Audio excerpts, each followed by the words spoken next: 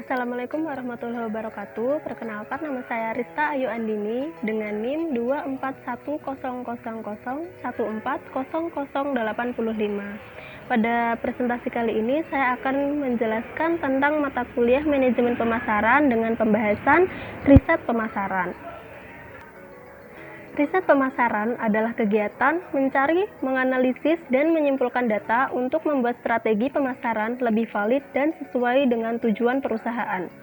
Melalui riset ini, perusahaan akan dapat mengidentifikasi konsumen, kekuatan, dan kelemahan produk, serta keunggulan kompetitor.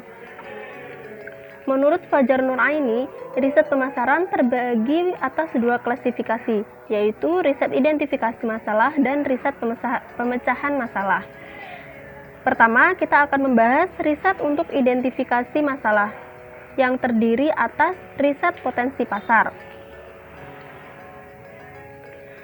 Survei potensi pasar merupakan salah satu bagian dari riset yang dilakukan untuk menggali seberapa potensial sebuah wilayah atau sebuah produk untuk dipasarkan sesuai dengan segmen yang ditargetkan.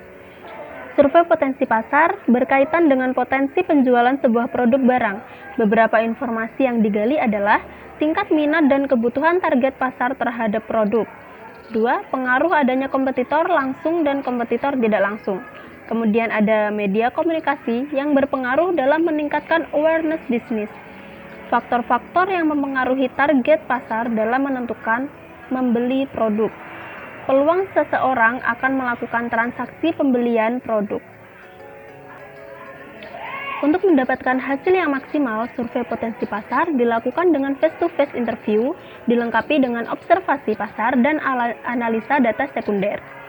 Riset pasar, tujuan utamanya adalah untuk mengetahui tingkat permintaan atau demand terhadap pasar. Lingkup tingkat permintaan demand meliputi level produk, wilayah, waktu, pasar seperti umur, jenis kelamin pelanggan, pendidikan, maupun pekerjaan.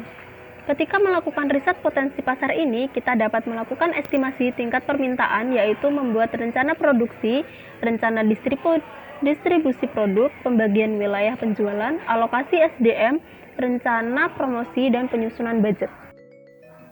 Kemudian yang kedua ada market share research, atau dikenal dengan riset pangsa pasar, merupakan suatu kegiatan yang bertujuan untuk melihat presentasi pasar.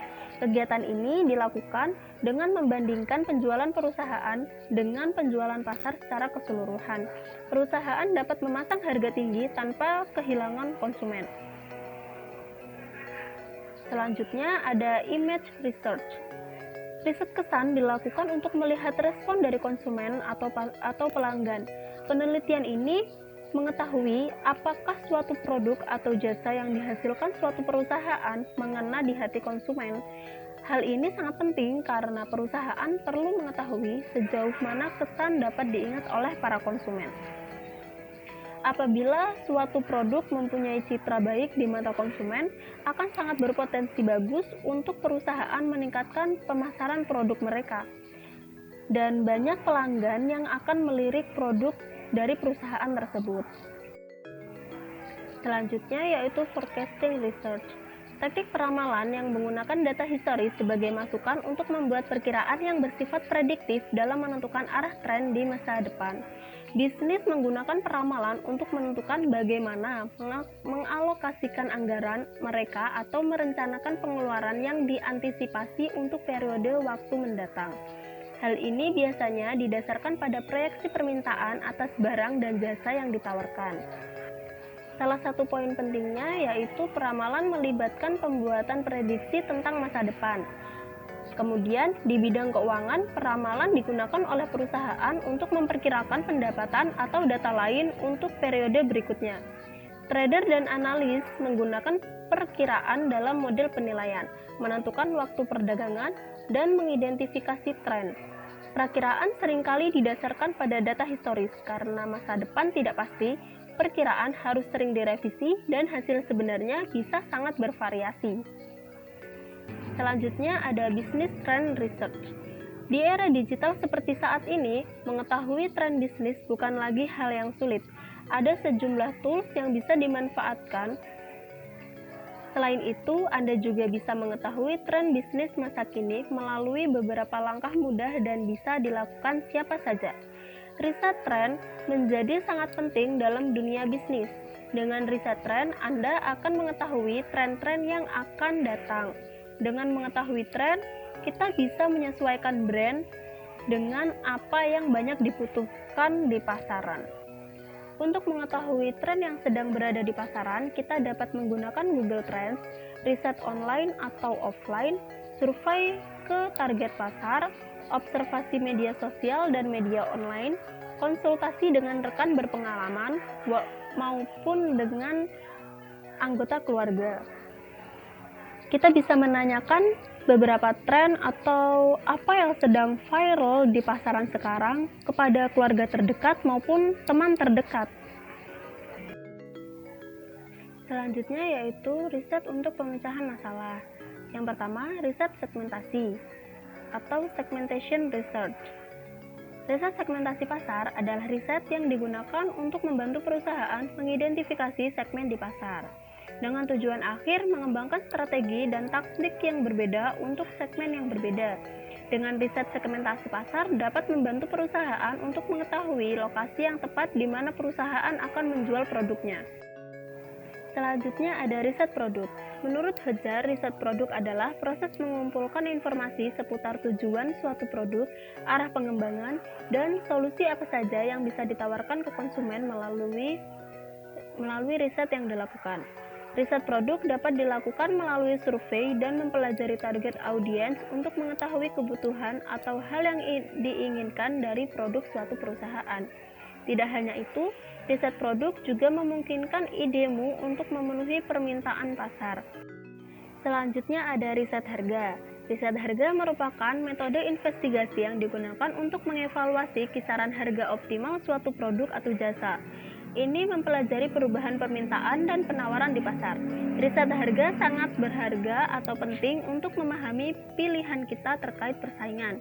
Penelitian ini dapat membantu suatu perusahaan menentukan harga optimal untuk segmen sasaran. Selanjutnya ada promotion research. Promotion research berhubungan dengan penetapan anggaran agar lebih optimal dan hal-hal yang berkaitan dengan promosi penjualan. Hal lain yang berhubungan dengan riset promosi adalah dengan keputusan mengenai iklan dan media promosi lainnya. Selain itu, riset promosi ini juga berkaitan dengan pengujian iklan mana yang efektif dan tidak sehingga dapat dilakukan kegiatan promosi yang jauh lebih efektif. Secara umum, tujuan promosi adalah mempengaruhi dan membujuk calon konsumen agar tertarik hingga mau membeli produk atau jasa yang ditawarkan. Promosi merupakan salah satu kegiatan penting dalam pemasaran dari perusahaan. Dengan adanya promosi, pelanggan bisa mengenal produk atau jasa yang kamu jual. Dalam hal ini, promosi mempengaruhi konsumen agar mereka bisa menjadi kenal dengan produk yang ditawarkan. Jenis-jenis promosi ada iklan, promosi penjualan, promosi mulut ke mulut, dan personal selling, serta pemasaran langsung. Adapun tujuan dari promosi yaitu untuk menginformasikan segala jenis produk yang ditawarkan, khususnya kepada pelanggan yang menjadi target pasar. Kemudian membujuk target pelanggan, mengubah tingkah laku. Melalui kegiatan promosi, masyarakat sebagai konsumen tak lagi bergantung pada satu jenis produk. Kegiatan ini juga dapat mengubah perspektif terhadap satu produk. Yang selanjutnya ada meningkatkan keuntungan laba. Kegiatan promosi yang dilakukan dengan baik dan menarik akan berdampak baik pada penjualan. Lalu mengingatkan suatu brand atau merek. Mengingatkan juga termasuk tujuan promosi untuk mempertahankan keberadaan produk di hati dan keseharian masyarakat. Selanjutnya, membedakan produk dengan produk pesaing. Kegiatan promosi bertujuan untuk membedakan produk dengan pesaingnya. Pada poin ini, perusahaan akan berusaha untuk membedakan serta mengunggulkan produk dibandingkan produk pesaing. Terakhir ada distribution research, merupakan salah satu kegiatan pemasaran yang berfokus pada upaya memperlancar dan mempermudah penyampaian barang dan jasa dari produsen kepada konsumen, sehingga penggunaannya sesuai dengan yang diperlukan.